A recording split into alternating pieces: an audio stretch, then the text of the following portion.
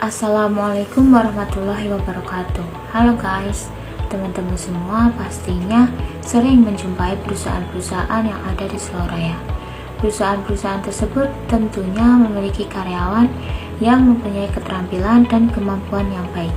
Di samping keterampilan dan kemampuan yang baik tersebut, maka harus ditunjang dengan etika bisnis dan tanggung jawab sosial. Dengan hal ini, maka akan menambah citra baik untuk karyawan tersebut dan perusahaannya. Dengan demikian, etika bisnis menjadi hal yang utama di dalam perusahaan. Sebelum kita membahas lebih dalam, perkenalkan, nama saya Rizka Rahmawati dengan NIM 225211150. Saya dari program studi manajemen bisnis syariah. Video pembelajaran ini saya buat untuk memenuhi tugas akhir semester mata kuliah pengantar manajemen. Nah, sebelumnya apa sih etika bisnis itu? Etika bisnis adalah suatu kode etik perilaku pengusaha berdasarkan nilai-nilai moral dan norma yang dijadikan tuntutan dan pedoman berperilaku dalam menjalankan kegiatan perusahaan atau dalam membuat keputusan bisnis. Dalam pengertian lain, etika bisnis merupakan cara untuk melakukan kegiatan bisnis yang mencakup seluruh aspek yang berkaitan dengan individu, perusahaan, dan juga masyarakat. Etika bisnis dalam suatu perusahaan dapat membentuk nilai, norma, perilaku karyawan, serta pimpinan dalam membangun hubungan yang adil, sehat dengan pelanggan atau mitra kerja, pemegang saham, serta masyarakat. Pihak-pihak yang berkepentingan dalam etika bisnis.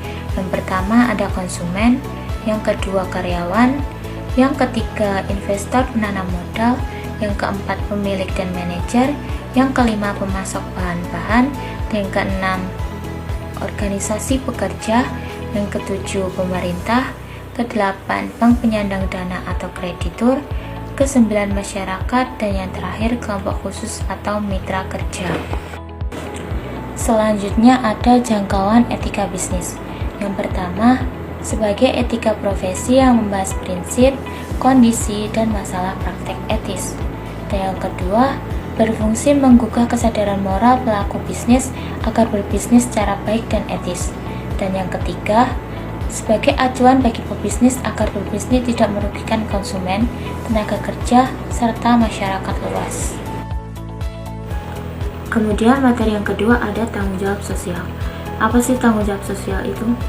Saat ini untuk suatu perusahaan perseroan terbatas di Indonesia, lebih khusus adalah perusahaan yang berskala besar, tentunya tidak asing lagi dengan peristilahan tanggung jawab sosial perusahaan atau dalam bahasa Inggris biasa disebut Corporate Social Responsibility atau CSR. Tanggung jawab sosial perusahaan atau Corporate Social Responsibility atau biasa dikenal dengan CSR adalah suatu konsep bahwa perusahaan memiliki dan mempunyai berbagai tanggung jawab, termasuk kepada semua yang berkepentingan seperti konsumen, karyawan, pemegang saham, komunitas, dan juga lingkungan dalam segala aspek operasional yang melingkupi aspek ekonomi, sosial, dan lingkungan. Macam-macam tanggung jawab sosial perusahaan. Yang pertama ada tanggung jawab terhadap lingkungan. Perusahaan harus ramah lingkungan. Artinya perusahaan harus memperhatikan, melestarikan, dan menjaga lingkungan. Misalnya tidak membuang limbah yang mencemari lingkungan. Yang kedua ada tanggung jawab terhadap karyawan. Misalnya seperti menghormati dan mendengarkan pendapat karyawan, meminta masukan kepada karyawan, memberi kepercayaan kepada karyawan, memberi imbalan kepada karyawan yang bekerja dengan baik, dan selalu menekankan kepercayaan kepada karyawan. Yang ketiga, tanggung jawab terhadap pelanggan.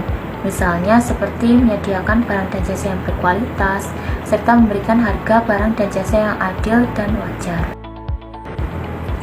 Dan yang keempat ada tanggung jawab terhadap investor, seperti menyediakan pengembalian investasi yang menarik, seperti memaksimumkan laba. Kemudian yang terakhir ada tanggung jawab terhadap masyarakat. Perusahaan harus bertanggung jawab terhadap masyarakat sekitarnya, misalnya menyediakan pekerjaan dan menciptakan kesehatan serta kontribusi terhadap masyarakat sekitar. Kemudian selanjutnya ada model pelaksanaan CSR. Yang pertama, keterlibatan langsung. Perusahaan menyediakan bantuan berupa uang tunai dan dibagikan kepada masyarakat sekitar yang kurang mampu. Kemudian yang kedua, melalui yayasan atau organisasi sosial. Contoh yayasan yang dibangun oleh perusahaan yang tujuannya untuk program CSR adalah Yayasan Coca-Cola Company, Sahabat Aqua, dan Dharma Bakti Astra. Model pelaksanaan CSR yang selanjutnya adalah menjalin kemitraan. Mitra yang diajak bekerjasama biasanya adalah mitra yang memang sudah mempunyai fokus utama di bidang kegiatan sosial, baik itu lembaga sosial yang dikelola oleh swasta maupun pemerintah, seperti Palang Merah Indonesia dan Dompet Duafa. Kemudian model pelaksanaan CSR yang terakhir adalah bergabung dengan konsorsium. Konsorsium adalah suatu bentuk kerjasama antar dua pihak perusahaan guna melakukan sebuah proyek sosial. Misalnya proyek perbaikan jalan, pembangunan gedung sekolah, pembangunan jembatan, dan kegiatan lain yang bermanfaat bagi masyarakat secara umum yang ada di sekitar perusahaan. Kemudian CSR tersebut tentunya memiliki tujuan. Yang pertama, menjaga nama baik dan citra perusahaan. Yang kedua, menjaga hubungan baik dengan stakeholder. Dan yang ketiga, ada solusi untuk menyelesaikan masalah yang terjadi di sekitar lingkungan. Di samping tujuan tersebut, CSR tentunya mempunyai banyak manfaat. Yang pertama, bagi perusahaan. Manfaat dari program CSR bagi perusahaan adalah untuk membuka peluang kerja secara luas bagi pihak lain. Selain itu, CSR adalah sebagai sebuah media promosi untuk perusahaan itu sendiri. CSR juga bermanfaat untuk membuat sebuah inovasi baru dalam bentuk sebuah program tertentu. Kemudian manfaat CSR yang selanjutnya adalah bagi masyarakat umum. Bagi masyarakat umum, manfaat CSR adalah untuk meningkatkan kesejahteraan dalam berbagai aspek. Masyarakat yang ada di sekitar perusahaan menjadi lebih diperhatikan dan juga terjaga. Masyarakat dapat merasakan keuntungan dari program CSR secara langsung, baik itu program pemberdayaan dan pengembangan yang disediakan oleh pihak perusahaan. Kemudian manfaat CSR yang terakhir adalah manfaat bagi lingkungan. Manfaat program CSR dapat memberikan manfaat untuk membantu melakukan upaya pelestarian lingkungan. Bahkan seharusnya perusahaan dapat mencegah segala potensi kerusakan alam. Kemudian CSR ini tentunya memiliki kegiatan di berbagai bidang. Yang pertama ada bidang ekonomi.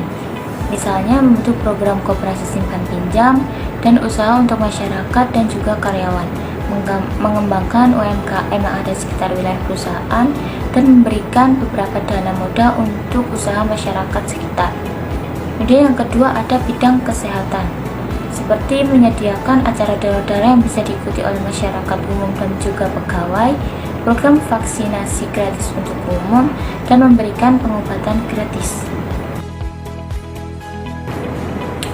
Kemudian kegiatan CSR yang selanjutnya ada di bidang lingkungan, seperti mengadakan program pengolahan limbah, menyediakan program pelatihan kemampuan, dan menyediakan acara seminar yang berkaitan dengan pendidikan. Kegiatan CSR yang lainnya di bidang infrastruktur, seperti menyediakan tempat ibadah, membangun sarana dan prasarana untuk umum, serta memperbaiki jalanan umum. Kemudian kegiatan CSR yang terakhir pada bidang budaya, misalnya mengadakan festival seni, melakukan pengembangan dan juga pemberdayaan seniman yang ada di sekitar, dan melestarikan budaya serta karya seni. Subscribe to my channel.